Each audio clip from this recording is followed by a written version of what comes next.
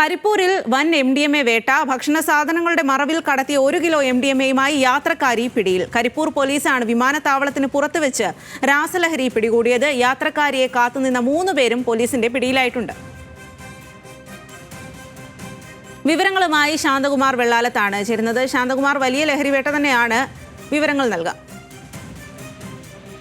വലിയ തോതിലുള്ള ലഹരിവേട്ട തന്നെയാണ് കരിപ്പൂരിൽ നടന്നിരിക്കുന്നത്. കരിപ്പൂർ വിമാനത്തിൽ എത്തിയ ഒരു യാത്രക്കാരിയാണ്. ഏത് വിമാനത്തിൽ എത്തിയെന്നുള്ളതോ ഈ യാത്രക്കാരി ആരാണ് എന്നുള്ളതൊന്നും പോലീസ് ഇതുവരെ പുറത്തുവിട്ടിട്ടില്ല.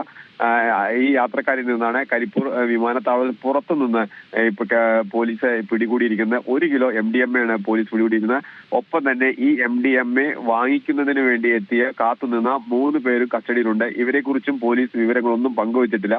അതിന്റെ നടപടിക്രമങ്ങൾ പൂർത്തിയാക്കുന്നു, അത് തുടരുന്നു എന്നുള്ളത് മാത്രമാണ് പോലീസും പറയുന്നത്. എന്തായാലും കരിപ്പൂർ വിമാനത്താവളം വഴി വന്നിട്ടുള്ള വലിയ തോതിലുള്ള MDMA ശേഖരമാണ് ഇപ്പോൾ പിടികൂടിയിരിക്കുന്നത്. അത് 1 കിലോ MDMA ഉണ്ട്. നമുക്കറിയാം, ഒരു 4 മാസം മുമ്പാണ് ഒമാനിൽ നിന്നും നിരവധി തവണ ഈ കരിപ്പൂർ വിമാനത്താവളത്തിലൂടെ MDMA വന്നതും അതുമായി ബന്ധപ്പെട്ട് അത് എത്തിച്ചവരെ പിടികൂടുന്ന സാഹചര്യം എല്ലാം ഉണ്ടായിരുന്നത്.